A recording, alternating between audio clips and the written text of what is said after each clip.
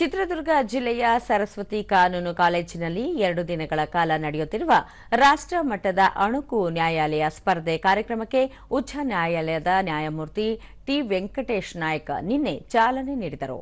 ಈ ಸಂದರ್ಭದಲ್ಲಿ ಸರಸ್ವತಿ ವಿದ್ಯಾಸಂಸ್ಥೆಯ ಉಪಾಧ್ಯಕ್ಷ ಫಾತ್ಯ ರಾಜನ್, ಕಾರ್ಯದರ್ಶಿ ಡಿಕೆ ಶೀಲಾ, ಕಾನೂನು ಕಾಲೇಜಿನ ಪ್ರಾಂಶುಪಾಲ ಪ್ರೊಫೆಸರ್ ಎಂಎಸ್ ಸುಧಾದೇವಿ ಮತ್ತಿತರರು ಉಪಸ್ಥಿತರಿದ್ದರು.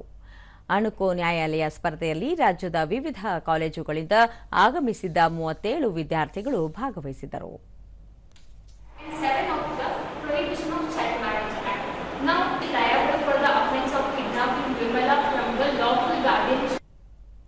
ಬಳಿಕ ಟಿ ವೆಂಕಟೇಶ್ ನಾಯಕ್, ಕಾನೂನು ಪದವಿ ವಿದ್ಯಾರ್ಥಿಗಳು ಕಾನೂನಿನ ಕೌಶಲ್ಯಗಳನ್ನು ಕಲಿತುಕೊಳ್ಳಬೇಕು. ಈ ನಿಟ್ಟಿನಲ್ಲಿ ಅಣುಕು ನ್ಯಾಯಾಲಯ ಸಹಕಾರಿಯಾಗಿದೆ ಎಂದು ಅಭಿಪ್ರಾಯಪಟ್ಟರು. Some sections of the Indian Penal Code which are related to abuse of human women or assault or criminal force on women with the intention or outrage her modesty or right. ದೂರದರ್ಶನದೊಂದಿಗೆ ವಿದ್ಯಾರ್ಥಿನಿ ಭಾವನಾ ಧನ್ಯತಾ ಕುಮಾರ್, ವಿದ್ಯಾರ್ಥಿಗಳ ಮನೋಧೈರ್ಯ ಹೆಚ್ಚಿಸುವಲ್ಲಿ ಅಣುಕು ನ್ಯಾಯಾಲಯ ಸ್ಪರ್ಧೆ ನೆರವಾಗಿದೆ ಎಂದರು.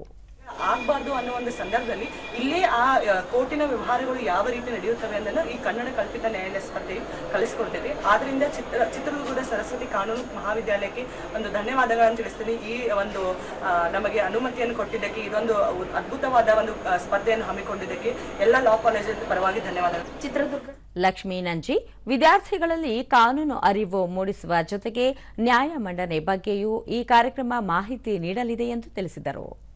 ನ್ಯಾಯಾಂಗದ ಮೂಲಕ ತೋರಿಸ್ಕೊಡ್ತಾರೆ. ಇದರಿಂದ ನಮ್ಗೆ ಮುಂದೆ ನಮ್ಮ ಜೀವನದಾಗ ನಾವು ವಕೀಲರಾಗಿ ನಮ್ಗೆ ತುಂಬ ಹೆಲ್ಪ್ ಆಗ್ತೈತಿ. ಆದ್ದರಿಂದ ನಾನು ಇದೇ ಮೊದಲೇ ಬಾರಿಗೆ ನಾನು ಇಲ್ಲಿ ಮೂಡ್ ಕೋರ್ಟ್ ಕಾಂಪಿಟೇಷನ್ ಬಂದಿದ್ದೇನೆ. ಕಾಂಪಿಟೇಷನ್ ಬಂದಿರೋದ್ರಿಂದ ನಮಗೆ ಧೈರ್ಯ ಬಂದಿದೆ.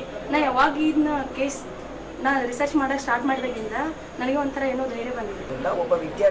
ಅನೂಪ್, ವಕೀಲ ವೃತ್ತಿ ಕೈಗೊಳ್ಳಲು ವಿದ್ಯಾರ್ಥಿಗಳಿಗೆ ಅಣುಕು ನ್ಯಾಯಾಲಯ ಸ್ಪರ್ಧೆ ಸಹಕಾರಿಯಾಗಿದೆ ಎಂದು ಅಭಿಪ್ರಾಯಪಟ್ಟರು. ಯಾವ ರೀತಿಯಾಗಿರುತ್ತೆ ಅನ್ನೋದನ್ನು ಸಹ ತಿಳಿಸ್ತಾ ಇದ್ದೀವಿ. ನಾವು ನಮ್ಮ ವಿದ್ಯಾರ್ಥಿ ಜೀವನದಲ್ಲಿ ಈಗ ತಿಳಿಸ್ತಾ ಇದ್ದಾರೆ.